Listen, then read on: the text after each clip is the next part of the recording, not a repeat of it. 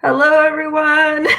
This is Exceptions Lives, and so honored to have Johnny Luo here. Well, yeah, you, I'll you let did you the introduce Chinese yourself. pronunciation, which is awesome. Oh, cool. Welcome, Johnny. Welcome. So happy to have you here. Really excited to hear your story and learn from you. Yeah, well, thanks so much for having me on, Tony. I'm really grateful that you put together this group, and it looks like it's really grown significantly even in the past month. Oh, thank you. I couldn't. It's all thanks to getting the other people on board and admins and everything, and getting the word out. So it's been wonderful. And yeah, and thanks for reconnecting. I don't know how we ended up stumbling upon each other. Like we knew each other in med school, but we weren't in the same year at all or Right. anything. I feel like I knew you peripherally. But I know yeah, we've tell us known what each you're other up for to. a really long time, and it's great that we're crossing paths, especially during these times, because I feel like the positive energy that you have and the coaching is a much needed tool to get everybody sort of into their zone. Thank you. Thanks so much. Yeah, tell us about you, what you're up to. You've like founded your own company. That's super cool. Yeah, so everybody on the call here. Tony and I knew each other in medical school, and I guess now we're taking a little bit of an alternative path. Both of us in some ways. So for Mhm. me, I went into medical school. I was part of an 8-year program where when you go into undergrad, you knew you were going into medical school, and my parents are super proud because I was going to be a doctor. And I've always wanted to be a entrepreneur. I was pretty entrepreneurial when I was growing up. I was, those everybody has a story where they're selling candy to your classmates at a bus stop, and I was one of those kids. So, and I always felt like business was a tool that I was passionate in using to really be able to go out there and build something cool and to be able to solve some problems that were really bugging me. So, what happened was I went through medical school and I was I guess I was very philosophical, and I was always really interested in what makes people happy and seeing people happy. And I asked a lot of my preceptors when I was going through, the clerkships, and I said, "Hey, look, are you happy? And if so, like, great. What's your secret? And if not, then what else would you be doing?" And they 9 out of 10, unfortunately, said that they were not happy, and it was really interesting. I don't know if you had the same experience, and these were the people that were supposed to be teaching us, right? Motivating. Yeah, I Yeah. never thought to ask. I just never questioned it. I You were didn't know definitely it was smarter coming. than I was going through. So when I asked if they were happy, most of them said no, and it was because they loved seeing patients, but they hated the fact that medicine was becoming more and more bureaucratic, and they couldn't actually spend time with patients. The systems are too complicated. They were being forced into being an employee instead of a master of their craft. And I felt like, if I'm sick, I want happy, healthy people to take care of me, people that are in Mhm. a really good state versus somebody that's, depressed and somebody that hates their job. Yes. So that really started to turn some gears in my head. And I started looking at, how can we help people better navigate the healthcare system? How do we create happier providers? I haven't really taken a look at that problem yet. Mhm. But really, how do we make healthcare just better, more understandable, more clear, Mhm. and ultimately, how do we empower people to take back control of their own health? And Mhm. so that's what led me on a entrepreneurial journey. And I decided my last year of medical school that I was not going to practice medicine. I wasn't going to go into residency, and that was a big shock to my family, as uh, we're all probably all aware something like that would be. And Mhm. and that's when I started a company called Doctor's Choice, and it was our goal is to really empower people to make smart decisions around health insurance, because I felt like a lot of people were confused about health insurance. I was doing a lot of work in a primary care office during Mhm. my third and fourth years, and a lot of patients were on Medicare, Obamacare was coming out, and I just wanted to add value, right? I just wanted to say, what can I do right now to help somebody? And Mhm. it was distilling about 100 hours of research into a 40-minute presentation, and that's how the company got started. I didn't know where it was going to go. It was an independent study project, and then quickly it evolved into actually Brown was technically our first big customer, and we started doing education, and then that led to providing individual guidance, so almost like coaching for somebody going on Medicare. And Right. then quickly we evolved into a company to really help people transition from their company plan to Medicare. Because when somebody is retiring and they're going from their company plan to Medicare, if you don't do things right, you can actually be penalized for life, which can be tens or hundreds of thousands of dollars if you're unlucky. And our goal is to be able to help people navigate through that process, but also provide them support afterwards to make sure that they are navigating the healthcare system, with a guide. And so that's the gist of the company. And recently we built some really neat technology around it to make it more accessible and more scalable. And we've grown to now, it's been 7 years building the company. I didn't think I was going to be doing this long. I thought I was going to do something and then do something else, and my ADD brain. But we've been sticking with it. So we have a team of 15, and we're serving 100 companies in over 37 states. Wow, it sounds like it was a much needed service. That's amazing. It is, yeah. It's the right trend, baby boomers, and really being able to add a lot of value in a really confusing environment. Mm-hmm. Wow, that's so cool. Congrats. You like made it, what was that? No. I've just begun. Oh, that's awesome. No, Yeah, seriously, what really defines or anything. There's like a long way to go. I see. Well, what is your goal? Do you have an end goal, or is entrepreneurship or your own business always just an ever expanding journey? Yeah, that's a good question, because if you told me that I was going to be here in medical school, I'd been like, that's great. You have an income, you can support yourself in some ways, and you're able to be a little bit of a master of your own destiny. But then it's funny when you go through the process of entrepreneurship, and it's, like anything else that you're passionate about, you're always growing and you're always learning. Mm-hmm. And I feel like with this journey, the entrepreneurial journey, it's more of a spiritual journey than anything else. I mean, yes, it's about building something really cool that adds value to a lot of people to then deliver it to as many people as you can. Mm-hmm. But then I realized that during this entire process, I became a different person. And now it's like, where do I want to go?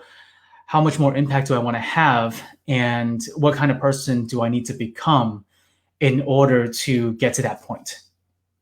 Wow, that's amazing. And that is something that, it's always funny where I feel like when you're young, and I guess we're all still young. It's just a number. I tell our clients who are in their 60s that, which is true, because Colonel Sanders started like 67 or something like that. Yes, started the business then. Yeah. And when you're sort of in your teenager phase and you feel like you know it all, and you feel like, well, why don't I just get to doing it, and then I can just get there, and then there's the destination.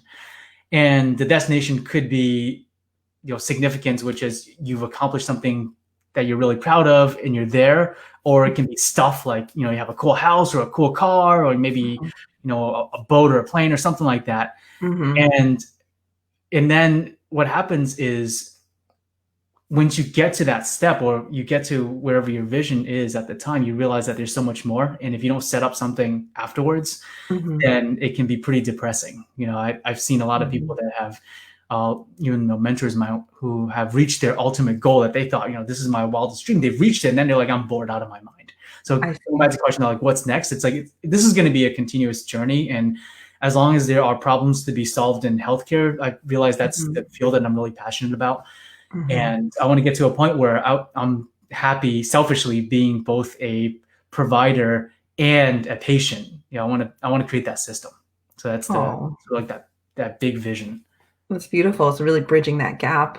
Yeah. All the barriers. Look at it, right? Like, I know that a lot of people on the call, and I look through the group, and a lot of you are in healthcare, and healthcare is really an exchange. If you look at the economics of it, it's an exchange between patients and providers and services. That's any market is just that. But when you have a system where both sides are unhappy for the most part, then you have a fundamental problem with the market. Agreed. Yeah, in the system. Yeah. So it doesn't make sense. Yeah. I think that's really extraordinary work you're doing. That's so cool. To loop back, you had said your transformation as a person. Can you tell us more about what kind of person you were before and who you are now? Sure. Well, my wife, actually, I think you know her, Leah. is probably the person that could probably describe that best. I feel like she knows me better than I know myself. And the big thing here is that when I was in medical school, or even when I was an undergrad, it was I realized looking back then it was very ego driven. It was a lot of, hey, look at me, look at what I can do, and it's because I wasn't confident in myself because I just didn't have any wins under my belt. Right, we got into a good school, which was great, but then once you get into a good school, everybody got into the same good school because you're in that school, and I was chasing significance, which is it's a human need. Everybody wants to be recognized. Everybody wants to feel special. But then if you're always chasing significance, then that leads to a lot of pain because you're always trying to compare yourself against somebody. And there's always going to be somebody better, faster, more successful in whatever field that you are focused on. And if you look at, even like Jeff Bezos, he's the richest man in the world, but then there's trillion-dollar families that are in the shadows that you just don't know who they are.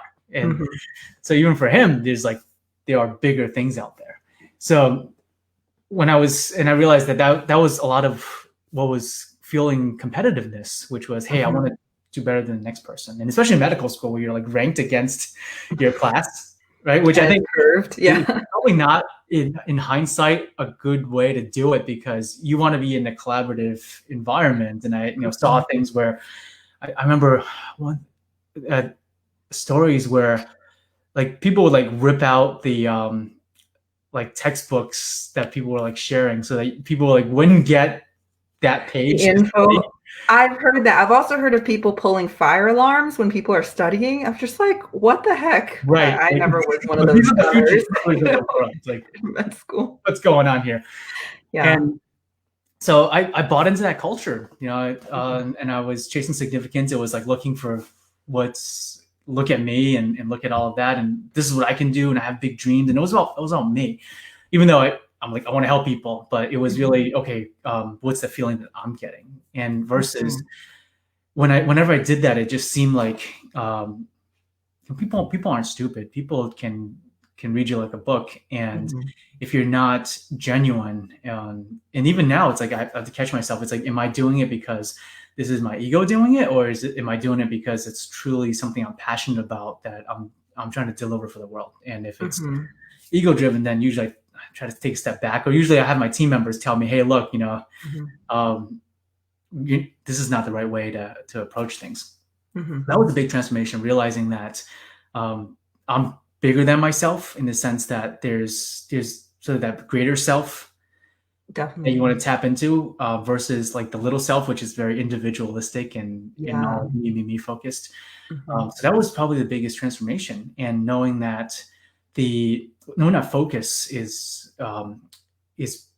really, really important, and what you focus on is truly the direction that you're heading towards. Because I know that growing up Chinese, my parents, they loved me, and I know that they loved me as much as they could love me.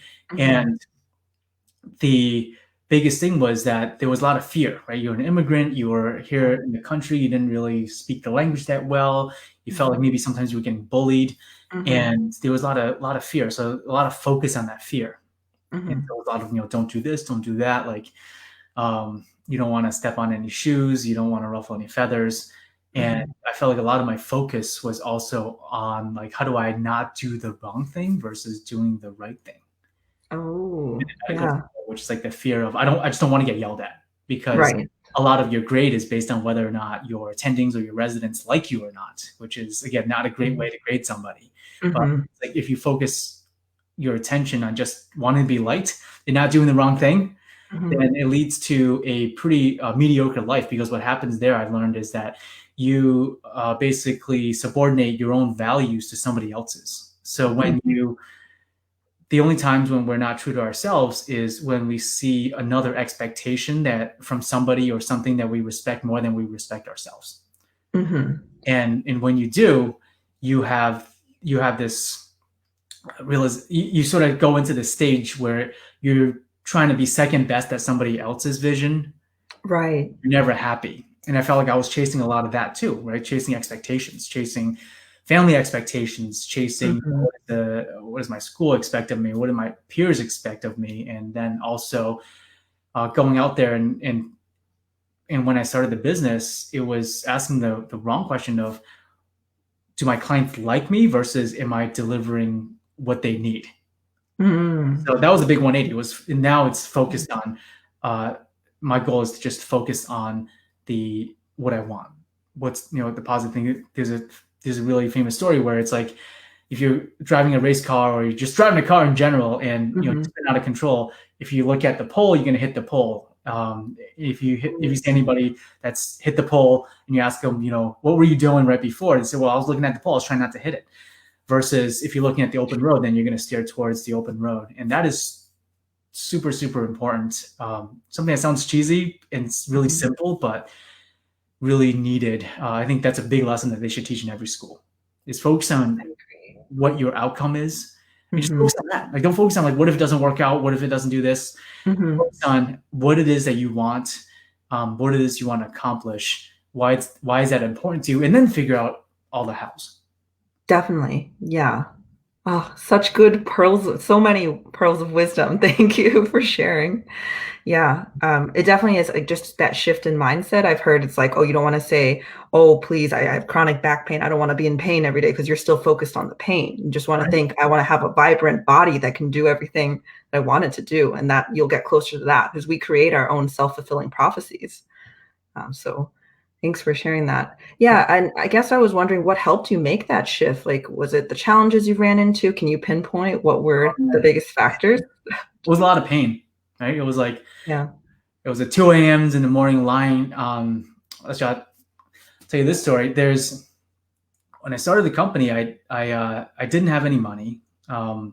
My parents were not wealthy, and actually they always told me that they weren't wealthy and that I had to, work really, really hard. But they're doing okay. I mean, they're like, but they always like didn't want me to be spoiled, and they wanted me to fend for myself as much as Mhm. possible. So that in itself is a blessing because it developed the grit. But when I Mhm. started the company, and this is another thing with going to school and being taught, like going through undergrad and going through a lot of business class, I was taught like, when you start a company, you have an idea, you do a little bit of proof of concept, you go and raise money, and Mhm. then you spend the money and hope everything works out. Right.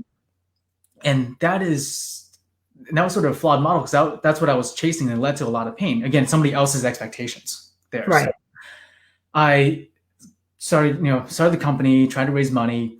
I wasn't smart enough to raise any money, and nobody wanted to give me any money. It was like, you didn't have a track record. Your idea is really fuzzy. I don't know if it's going to get Mhm. traction. There are competitors out there, the same stuff, right?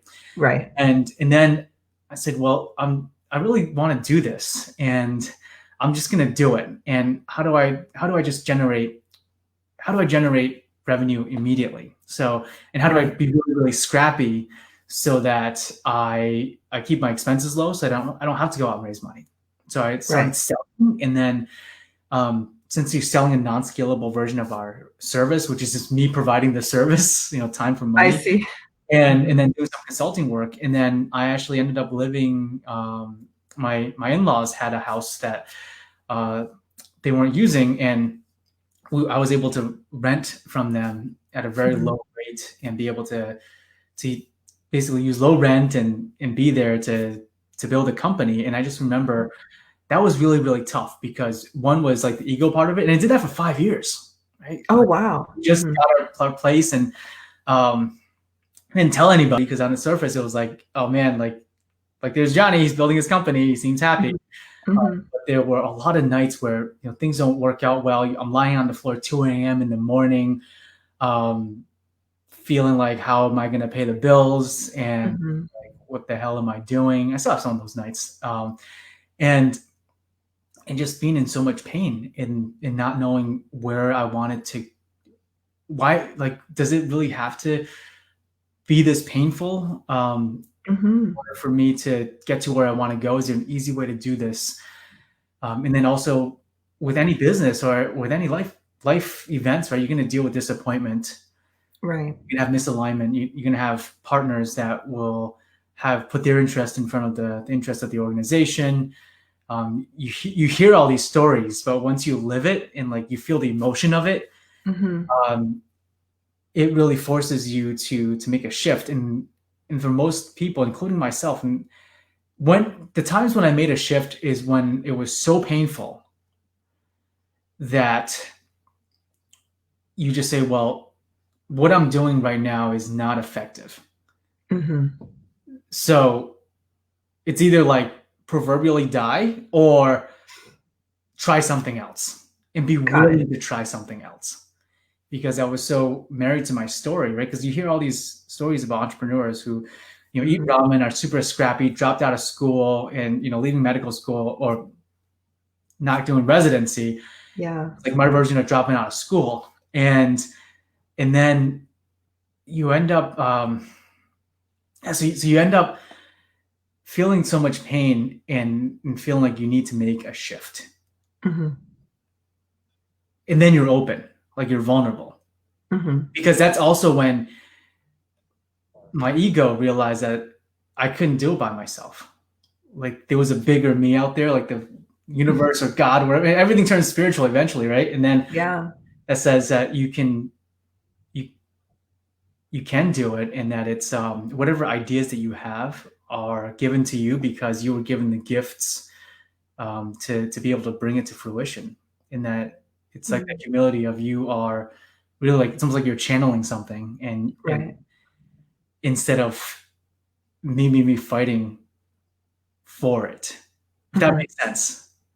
It does, yeah. Just kind of an element of surrender, you mean? Like Yeah. stop getting in our own ways. Just allow what's the bigger us to work through us, Yeah, kind because of. it's like it's so easy when you look at somebody else, right? And if you're saying Mhm. like, well, this person keeps on getting these in these types of relationships because they were used to a certain type of person, Mhm. whether they're in their childhood, the story that they tell themselves, and then they repeat the same story just to Mhm. different people.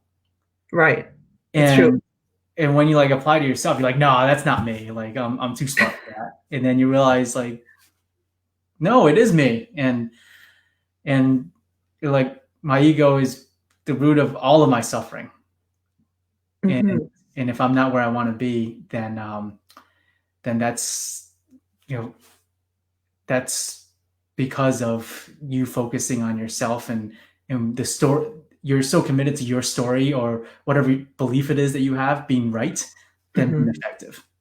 Right, So I'll right. tell you a quick story about that. So the like for example, when I was building the company, I I was just giving away everything. Right, I was Mhm. with the partners I originally started the company with, ended up buying out.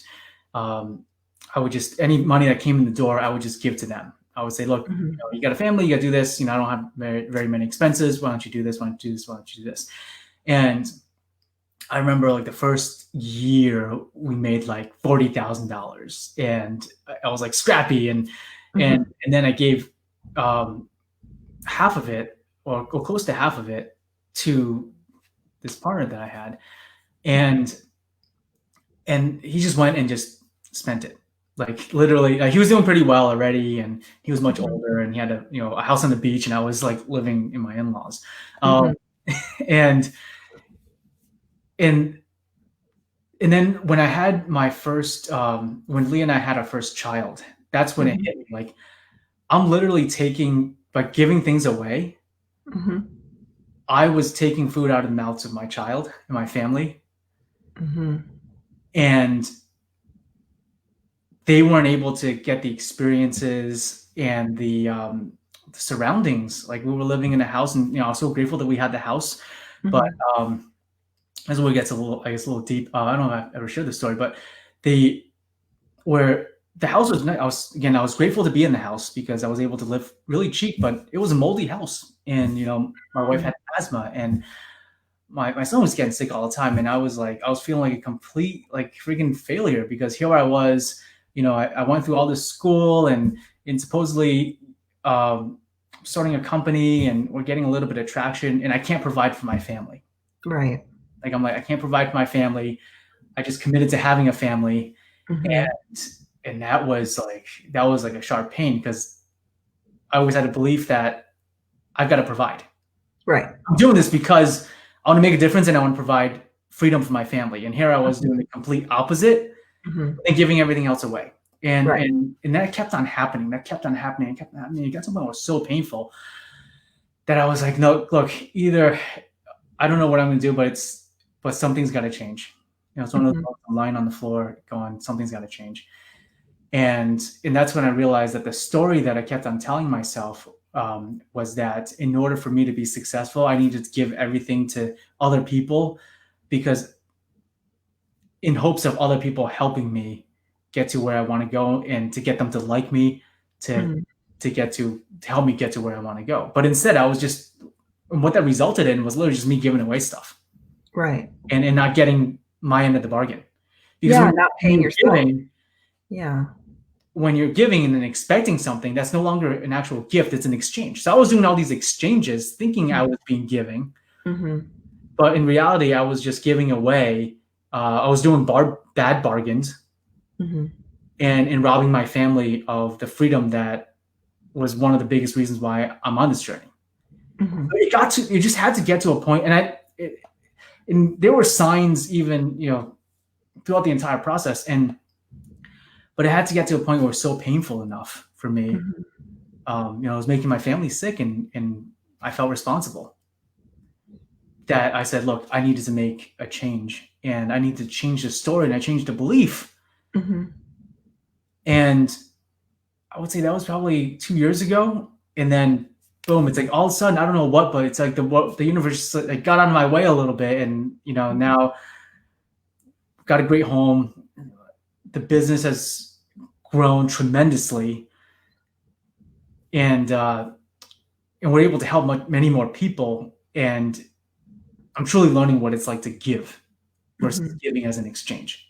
But because Mhm. it had to get to a point that was so painful, Yeah. it's the only way that we change. Well, hopefully, Yeah. for me at least, but hopefully everybody here will have an easier time. Yeah, as you described, it's kind of like hitting rock bottom and then just like Exactly. we don't realize it until we're a little bit like quite outside our comfort zones. I can relate. I think when I was trying to, so I saved up, I planned to leave medicine for yeah, a bit to try to make it work with online stuff, art, coaching, blogging, things like that. So I saved up, but I still lived very frugally. I just picked the safest housing, or not the safest, sorry, the cheapest housing. And some of them were really quite sketchy, like some Airbnbs that I stayed in. One of them had bed bugs. And so Oh, that's when I kind of felt like I hit my rock bottom.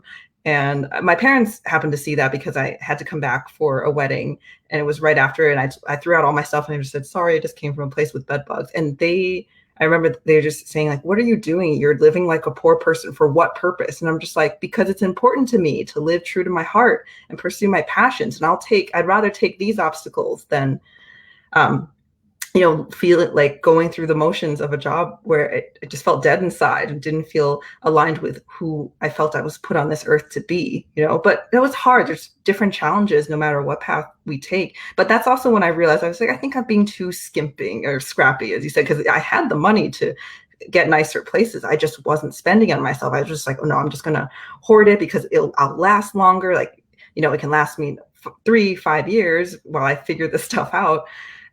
So the more I can say about it, but I think I realized that also put me into quite a scarcity mindset. And then I just felt my right. creativity was still kind of stifled when I was so worried about meeting my basic needs. I wasn't even providing for myself. So Did you that feel like was you deserved to have a comfortable surrounding, or did you feel like, hey, I need to suffer in order for me to get to where I want to go? great point. I think there was that too, that limiting belief of like, oh, I need to be a starving artist for a while, or that, yeah, that money's hard to come by. It's hard work. If I'm going to enjoy my work, I have to suffer in other ways.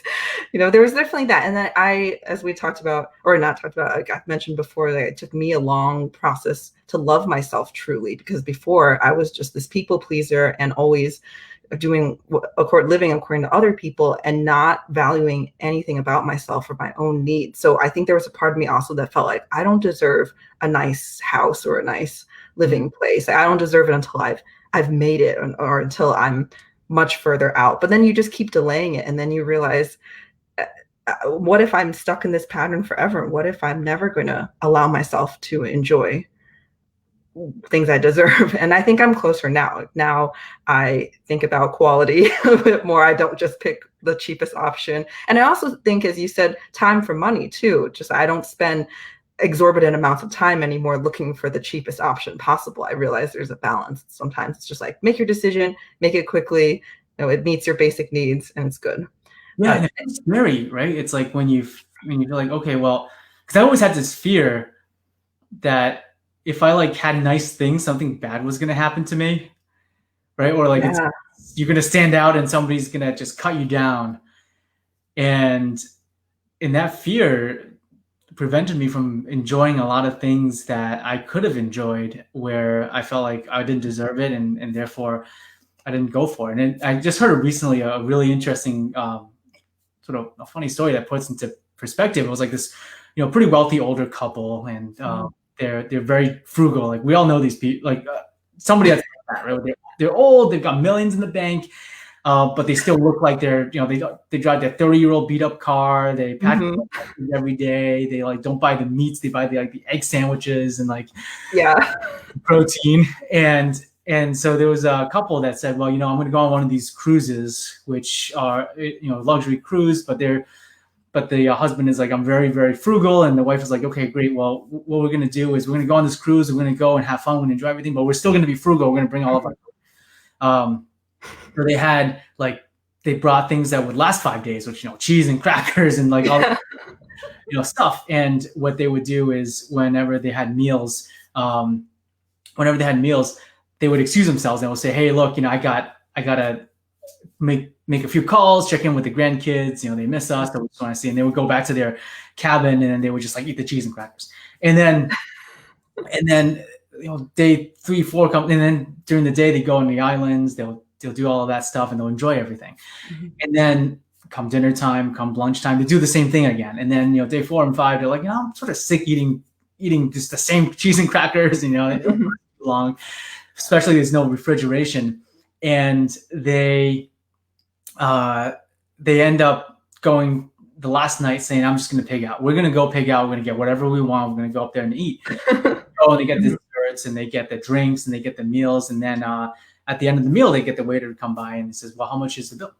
And, we all know for cruises, waiter's like, what are you talking about? Yeah, it's all included. Bill. It's all included. So, and it's like they look back and they're like, why did we have to suffer for those 4 days, right? Because we were trying to be cheap, and because we're telling ourselves that we're frugal people and that we're going on this nice cruise and we got to be frugal. That was a really interesting story I heard recently. And the idea there is look, what are you preventing yourself from that you don't need to be? Yeah. What an amazing story. I've not heard that one before.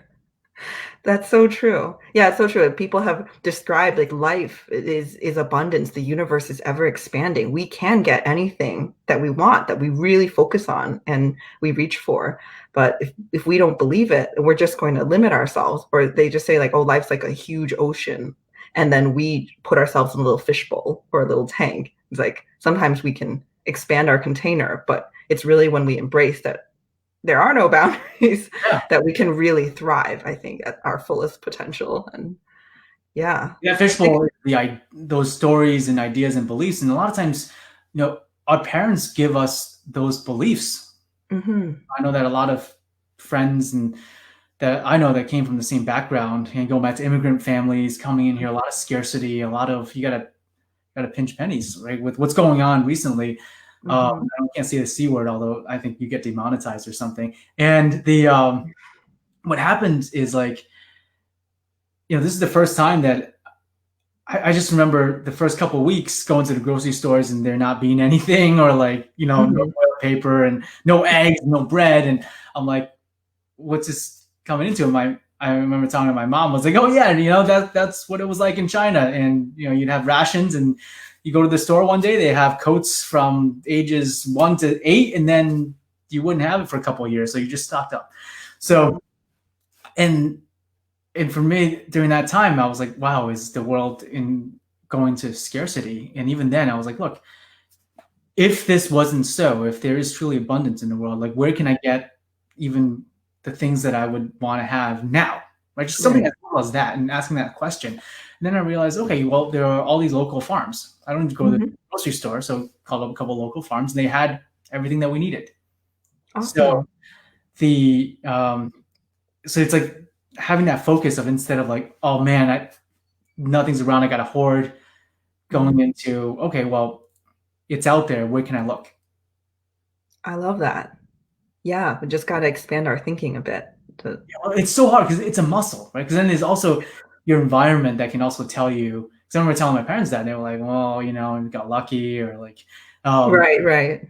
and then that brings you back into your old mindset of, this is Mhm. safe, because what your parents tell you and the beliefs, or what your environment tells you, brings a sense of security because you've lived this long believing those things. So hey, and that's Mhm. another lesson in business, which is what got you here um, is not going to get you to where you want to go.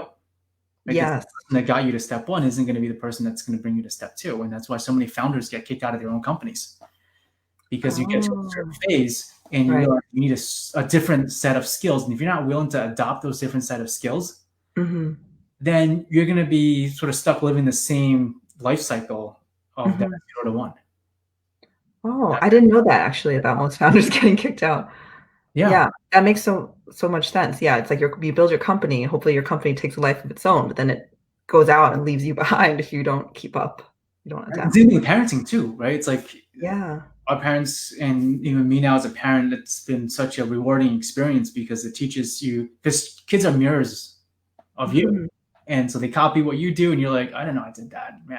I gotta keep on doing that, or I gotta stop doing that.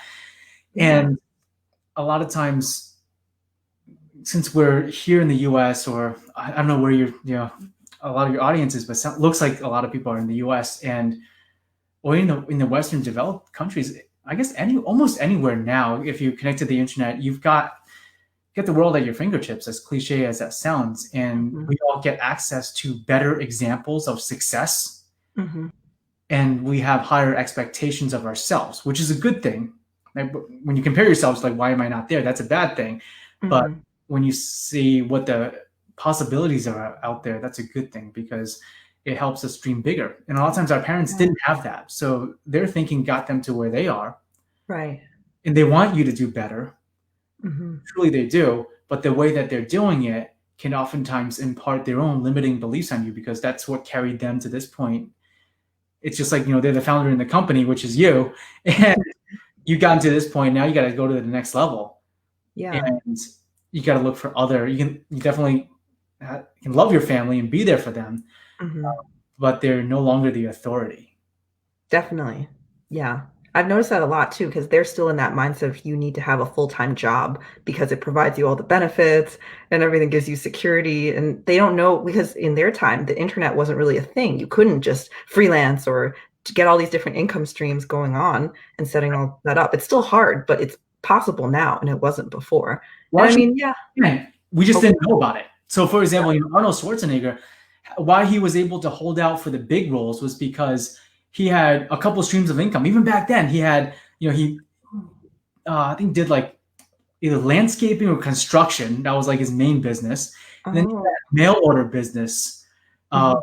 selling stuff through mailing, ads through the mail. And he Mhm. became a millionaire that way, so that he was able to sustain himself to wait for the big parts, Mhm. put himself front and center. So even back then, like, if you were resourceful, you found those ways. Yeah.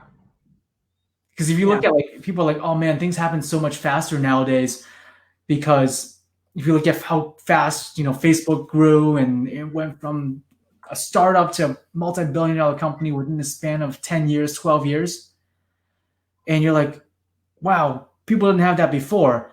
But if you look at, like, Standard Oil with Rockefeller, he did it in Mhm. the same amount of time.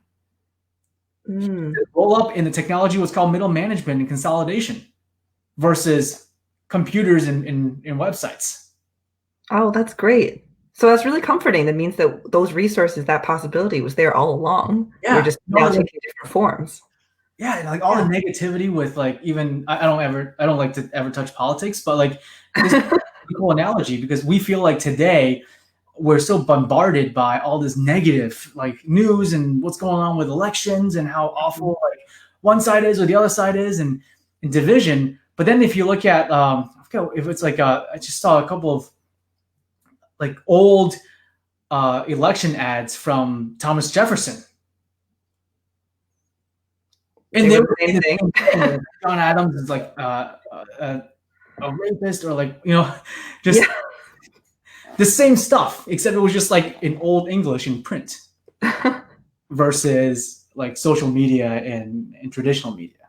Hmm. So the same things over and over again. So it's reassuring because it's all a cycle, and then the other thing is it's reassuring because then it's like, okay, then you look back on what's always worked, and then Mhm. just do it, and then you're there. Hmm. Cool. Thank you. Yeah, I'm learning so much today. This is so great. Actually, I wanted to ask you, since you mentioned family, I wanted to ask like how like you've mentioned a lot about how your parents were. Anything else that you'd want to tell us about your upbringing, and then how did that impact you as a parent now? How old are your kids? Well, so there's I went through and the reason why I want to go into this is because I hope that it can help, because I've talked to a lot of people about it, and Mhm. especially my friends who are first generation or second generation, they go through this, and I feel like Mhm. every time I feel like I figured it out, there's another layer, Mhm. because you go through all the stages of grief, which is like I'm grateful that my parents raised me. I'm grateful that I was able to get the life that I have because of the sacrifices they made, right? Mhm. But at the same time, it makes me feel guilty because I Mhm. feel like, hey, they sacrificed, they went without so that I could have. Right. And that's why I got to take from myself to give to them. And in certain cases, I guess, especially maybe for males more than females, where it's like if you have your own family, right, you got to take care of your own family first. Mhm. The feeling of I got to take care of my parents as well, which you Mhm. can sometimes lead to conflict, which is when you're married, you got to put your spouse first, you got to put your Mhm. immediate family first, your children first, Right. and and it was that guilt of I got to give back to my parents because they've done so much for me. Yeah, I feel that too.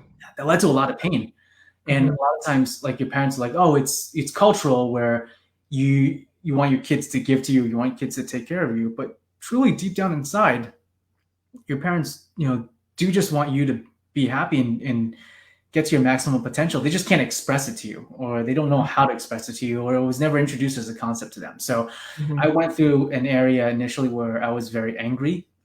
Where I was very angry with my parents because I felt like they held me back. Because I Mhm. felt like, look, I wanted to be an entrepreneur. I wanted to start my own company. I feel like I could have been much further along. And but because they valued education so much, and I valued the cultural bind so much, Mhm. that so one was anger at them, which is finger pointing, right? Which is Right.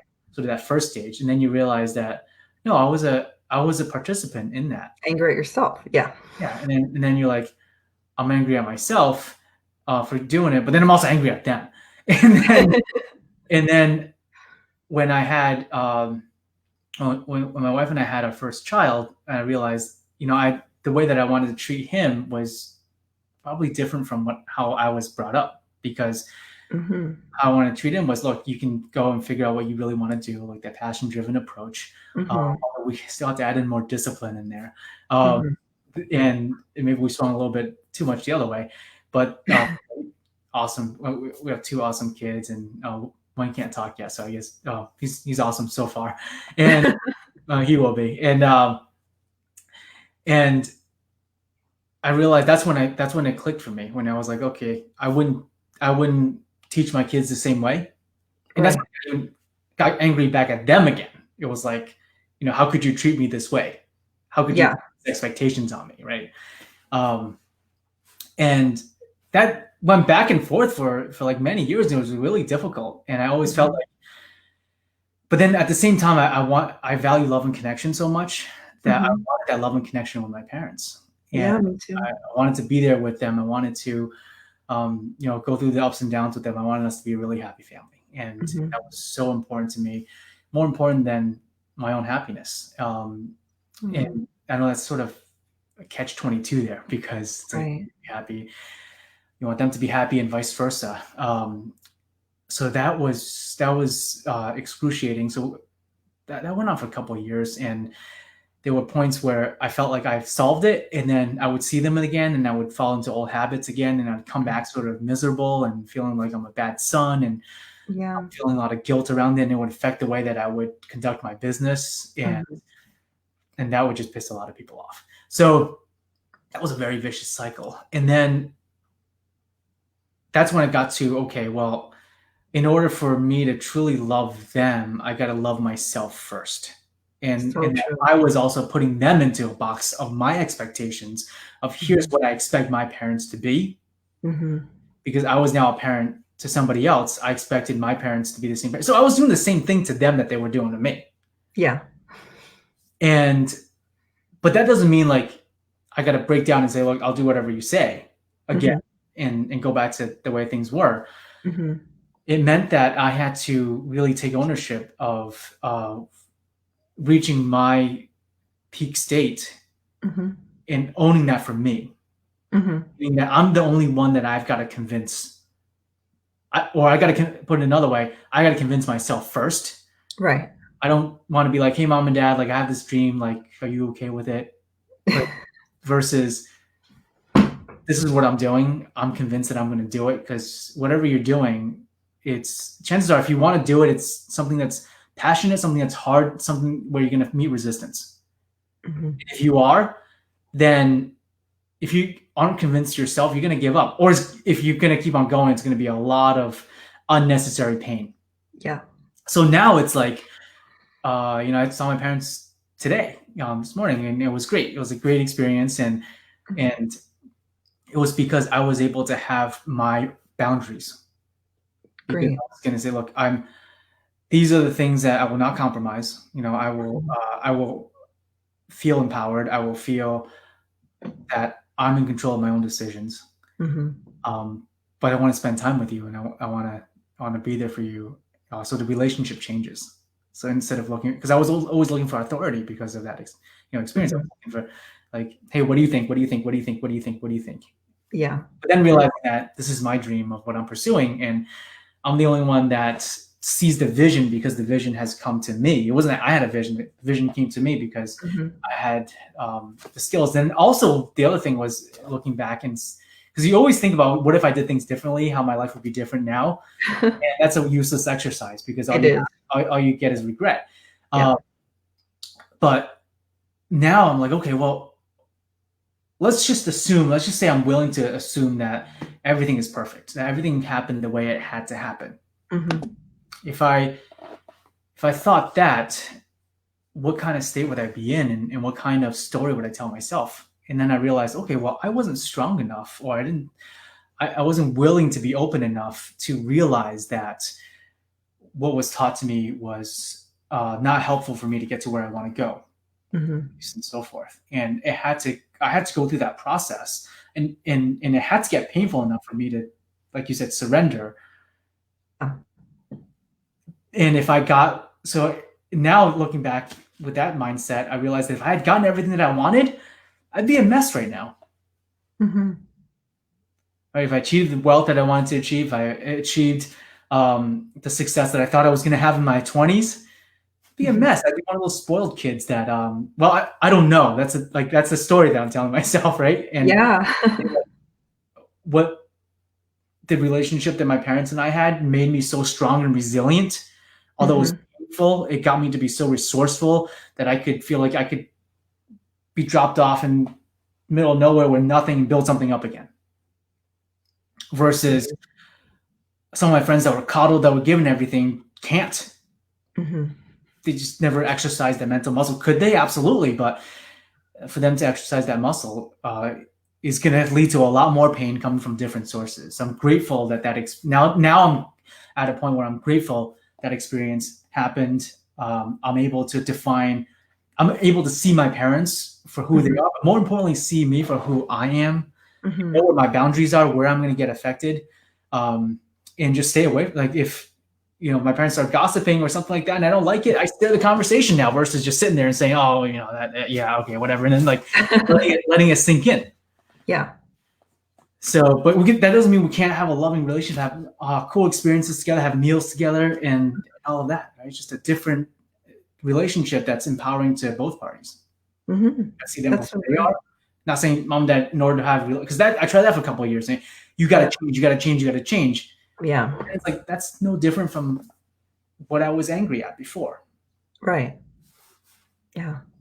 Wow. Thank you for sharing all that.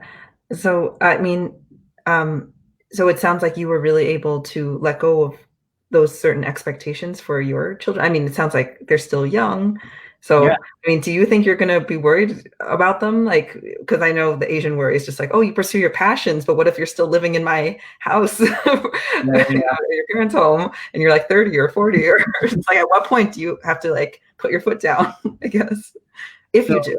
Leah and I are still one of our exercises that we got to do this year is to figure out what our family mission is and Mhm. what are what are the things that are absolutely non-negotiable and how we want to um, how we truly want to raise our family and also treat each other.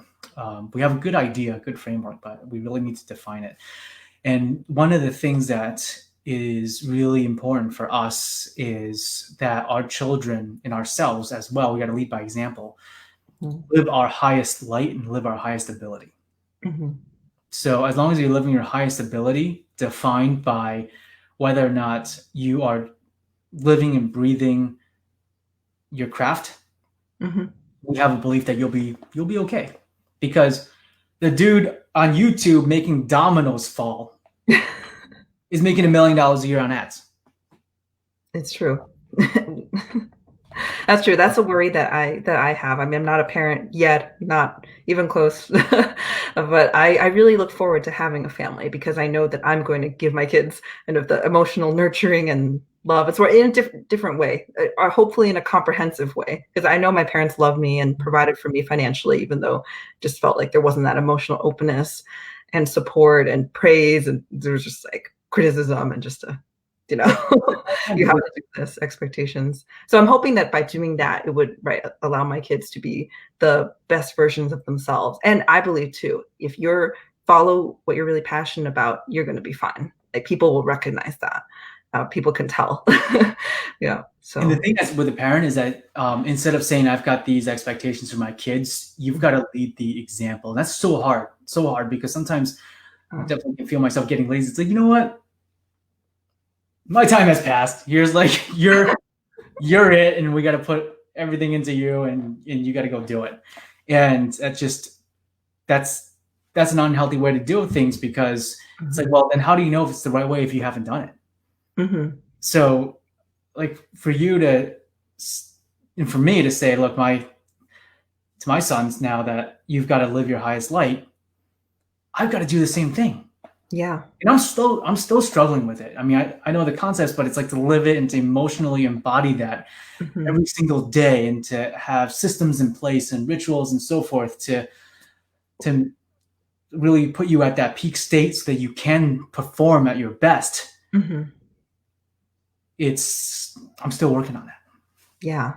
It, But it's I know really, that really another reason why I need to work on that is because I need to be a better role model for my kids. mhm. Definitely. Yeah, because kids learn that from your walk, not your talk. Basically what we say to them falls on deaf ears. It's like really we learn from what our parents do. So do your employees, so do your partners, so does Oh, everyone. yeah, everyone. Mhm. Yeah, so true. So you Um, have to. That's you. I mean, Tony, it's so amazing that you're taking that path and taking that leap because now it's like you just have to get out of your own way, and the only way that you're going to be able to pull other people up is to be a beacon of light yourself. That's the other thing that I learned because I was always trying to help other people, and mhm, honestly, like I would go way out of my way to help other people. Part of it was ego. Part of it was like, hey, look, here, I'm special. I can help you. mhm, I remember just going getting ice cream with uh, with my wife and son, and there was a guy that was scooping ice cream, and it was just us in the ice cream parlor, and he was a magician. Like he was, it was cool. Like he would scoop ice cream and like make it disappear, and like it was really really cool. And he had a magic show that he would do, and I was like, look, dude, you can Be a magician. Hey, if your passion's being a magician, you got to do this. I started like trying to coach him, and then I didn't see this at the time, but then like afterwards, Leah, my wife, was like, "That dude couldn't wait to get away from you. Like that dude just like you were essentially like Jesusing that dude like real hard about getting to his full potential, and it was a complete ego trip for you." And I look back, I was like, you know what? And initially, I denied. I was like, no, I was just trying to help him. I was trying to get him to where he wants to go, because who wants to scoop ice cream for the rest of their lives? And the guy's in his 30s. He's got to get his shit together. Like, and then I was like, wow, that wasn't an ego trip. So about you. Yeah. and that the true way to do it is to say, look, I'm gonna go and I'm gonna achieve my wildest dreams, and I gotta show you that it's possible. Mm-hmm. Because Will Smith says some of this stuff, and I never got it until I went through this process. Right, a couple of things that he's said in interviews that's really stuck out to me was he says actually three things. One is that he's like, look, I just want to stand for potential. Like I want to stand for, like, I think he's the guy that's he's won the top awards for both music, TV, and movies. He's the only actor that's ever been able to do that. Wow. And he just works so hard, but he's like, look, I want to stand for potential. I want somebody to look at me and say, look, here's somebody that's broken the 4-minute mile, Right. that made something seemingly impossible possible. Yes. Mm-hmm. And be a role model. And then second is that once he's like, when I focus on something, and I really focus on something, it's magical. It's like the universe just gets out of your way. Mm-hmm. Or it supports you in getting there. And that's like really focusing on what your outcome is versus what you fear. Because focusing on what you fear gets you to your fears. Your fear. Mm-hmm. Right? You know the difference. So getting to where you want to go, and it's not really where you want to go, because want is also another like desire word, versus, because language is so important, and that's another thing that I didn't realize before. And it's like your outcome. I don't use the word goals anymore when I'm describing what I want to accomplish. I use outcomes, because goal is sort of lofty, right? You can get to your goal, you cannot meet your goal, versus this is the outcome that is going to happen or has already happened, and I just need to get there. So instead of saying like my outcome is this year the company's going to do X, Y, and Z, versus the goal of the company is this, and then you're like, yeah, it's goals. Like sometimes we meet goals, sometimes we don't. And so for Will Smith, he's like, look, once you focus on something, the universe gets out of your way. And then thirdly is each day lay the perfect brick. Like if you're building a wall, lay the perfect brick every single day. Don't worry about, like, yes, there's a big vision of whatever your building is going to look like, but each day move it ahead a little bit, because there's Tony Robbins, like the whole thing, like if you can underestimate, people overestimate what they can do in a year, they underestimate what they can do in 10. Wait, they underestimate what they can do in 10 years? Yeah. We all underestimate what we can do in 10 years, but overestimate what we can do in a year. Like this year, I want to do X, Y, and Z. I have all these goals. I have these yearly resolutions. And then like maybe one of them gets done or none of them gets done. Versus it's like, I have this really big goal. Can I reach it in 10 years? Usually you'll get there with 7 or 8. Oh, okay. Cool. I didn't know that. Compound interest, right? Because compound interest is the most powerful force in the universe, according to Warren Buffett and Albert Einstein. I'm probably not quoting these people, right? But a concept, like you're doubling, like in a calendar year, you're doubling pennies. But then you get doubling dollars and tens of dollars. And like the other thing is, like if you play golf, right? If you start off at 10 cents on the first hole and you double it every hole, at the end you get to like $18,000. Oh, cool. So you're saying most compound interest. Got it. Are you saying in terms like goals or outcomes, they gain momentum? Yeah. Oh, okay. Momentum. Like I look back and I look at what the company is today. I look at where I am today, and I look at where I was when I first, I guess I call myself, I say first started, but like when I left, when I graduated from medical school. And I'm like, the progress that I made that first year was like nothing, but I was compounding the experiences. I had to learn. And then Mhm. those experiences compound on each other. That's why whenever you have somebody that was, we all have a friend like this where, and I used to be that friend, where it's like, Tony, this is going to be the next big idea. I'm doing this. And then a month later, you're like, hey, John, what's going on? It's like, oh, you know what? That didn't really work out. I'm gonna sell mortgages now, or I want to be a coach now, or I'm gonna do this now. And then like 3 years later, they still come back to you. I just went to the most amazing, talk, and this is going to be the next big thing. Like this is going to be huge, $1 billion. And you're like, unless something changes in you, it's like again, same story, different characters. Yeah. You're not going to get there because if you're always compounding pennies by starting one thing and then starting another and starting another, you're never going to gain the expertise and momentum. You're going to need to truly break through that wall. That's going to Mhm. make something spectacular. Mhm. And that's when I decided also company wise, I had like 5 different ideas I was incubating. I was always that guy. And it's like, and then I realized I couldn't. And that's why for people that have really good ideas, that are afraid of people stealing them, the people that are actually execute on your idea will not steal your idea because they got so many ideas that they need to execute. And also the other thing is, now I've somehow become even more of a Disney freak. And the Aladdin's lamp, I have some belief that like Walt Disney was trying to teach us about like the law of attraction and all that stuff with all the stories. Because if you look at, when you wish upon a star, right? It's just like focus on what you want. Oh, Like I love that. Yeah. I recently watched yeah, I watched that and I'm just like, wow.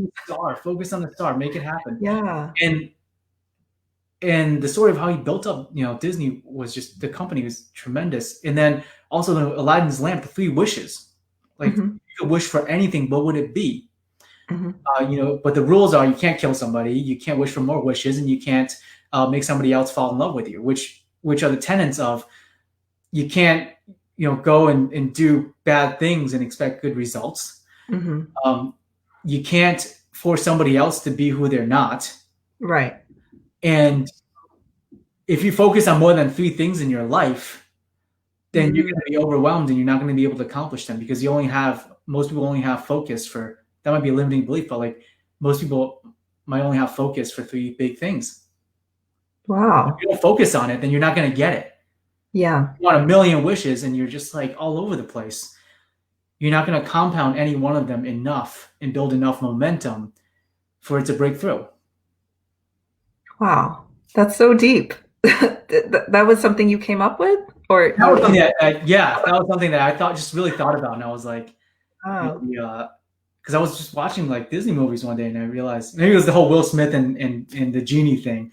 And I'm like, yeah, the 3 wishes, because if we just focus on that, is I know that it's not published anywhere because it just like came out of the blue, where That's so cool. you have that Yeah. focus, you're not going to be able to accomplish, and you can truly accomplish anything.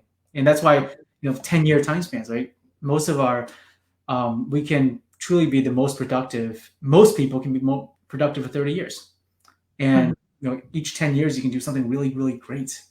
Mhm. And if you want Wow. to continue that, great, you get some extra wishes. You wait, if you want to continue that, you get some extra wishes? Yeah, Oh, like oh, because you still have, right, the right now, one. just some years. Yeah. Wow, that's so cool. I actually meant to ask you, and I know we've hit the hour, but this is just so much fun talking to you. But please let me know when you have to go. No But worries. I had like a specific entrepreneurship question for you. Like, did you start building your business? I guess leading up to when you left, or how much overlap was this? Because it's like some people are just like, no, I build my business a side hustle first, and then when it replaces my income, when it really gains traction and takes off, then I'll quit my day job.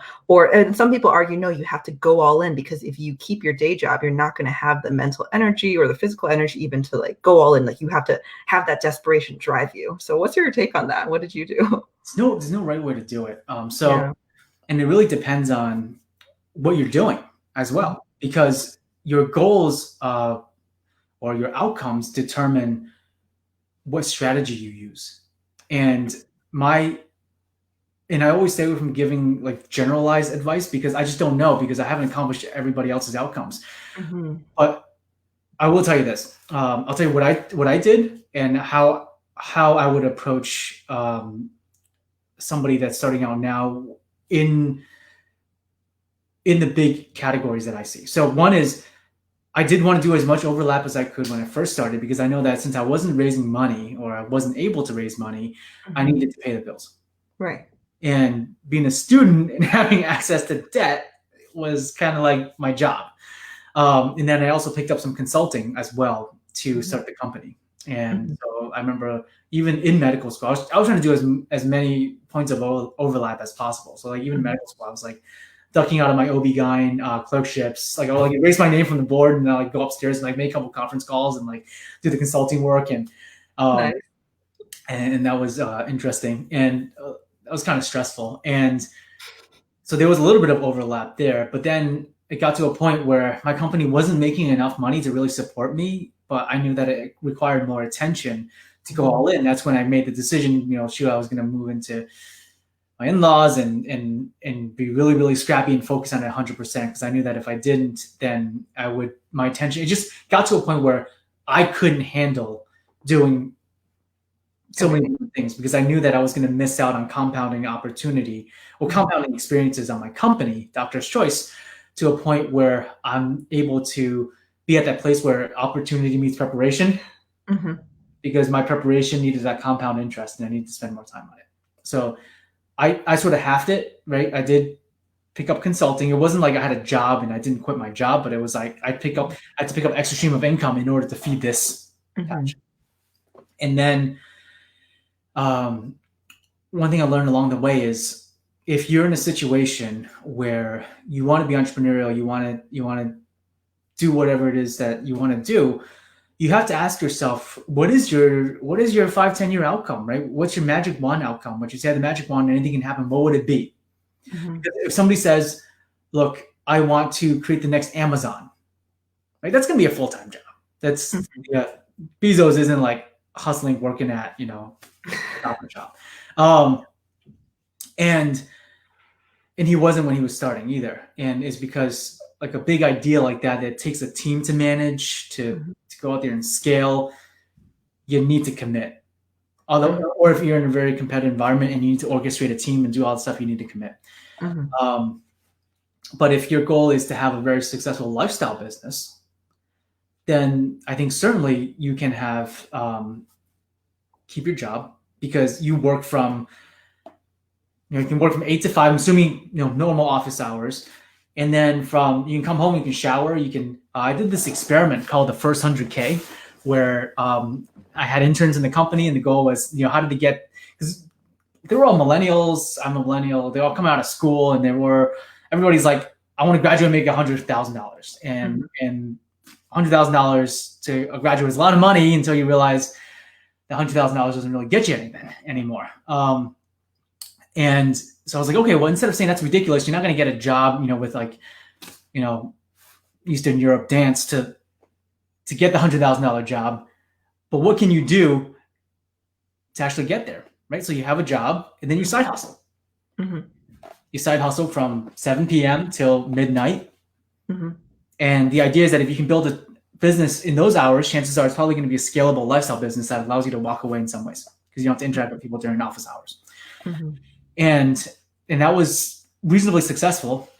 People started, their own YouTube channels, businesses, affiliate programs, all that stuff, and all the stuff that you see out there, like entrepreneurs making Mhm. money, multiple streams of income.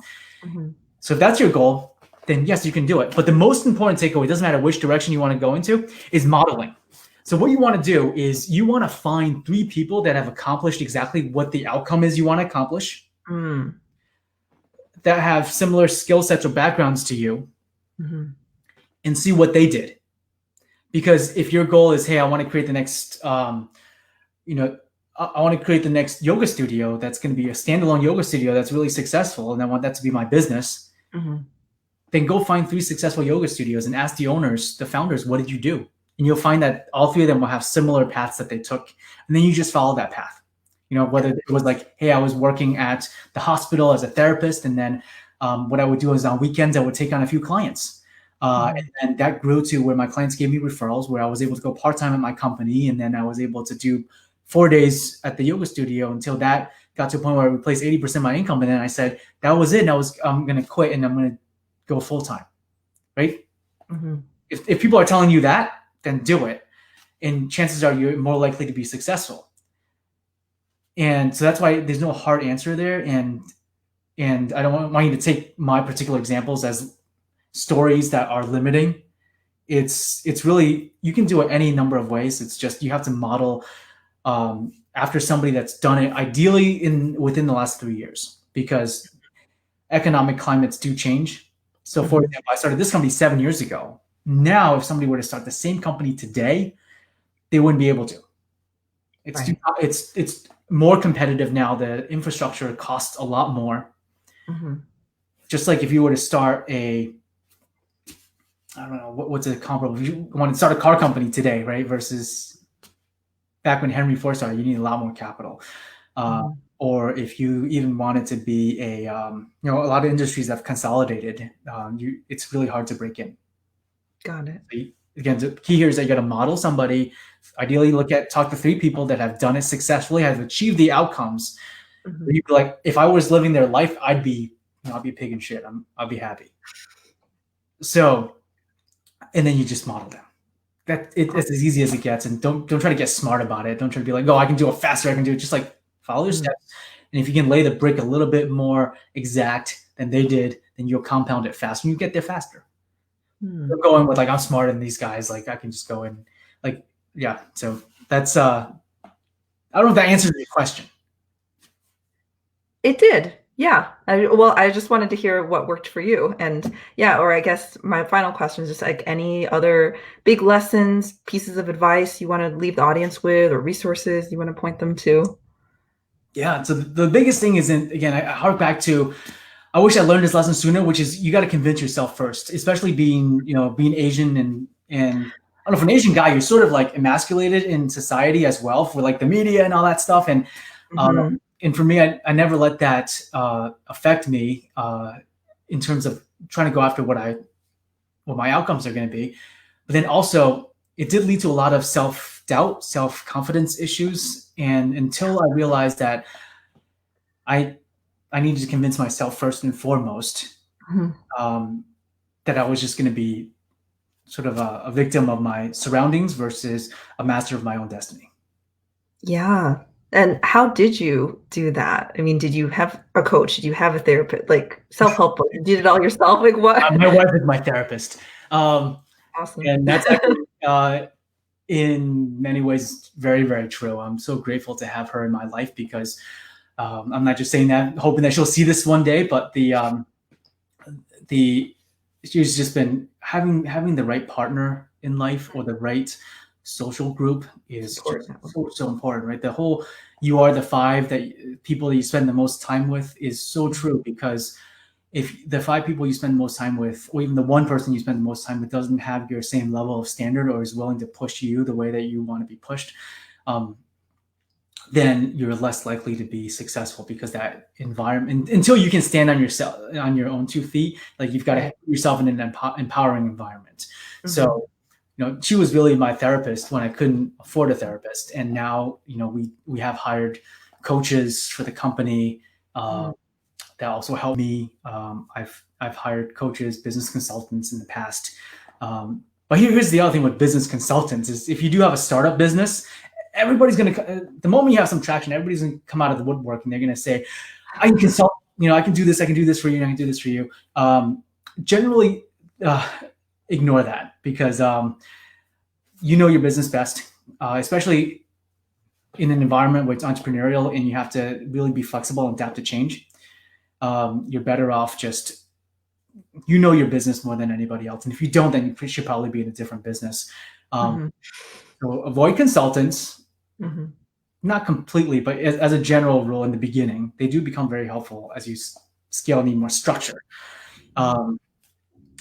Also, convince yourself, have at least 1, if not 4 people that will keep you accountable, that truly love you for who you are. And again, that's really, really hard. Most people don't have that. And I'm so grateful to have at least 1. Like, for example, I know my parents love me, but I know that, like, their outcome is they want me to live a comfortable, stable, secure life, which is not what I want.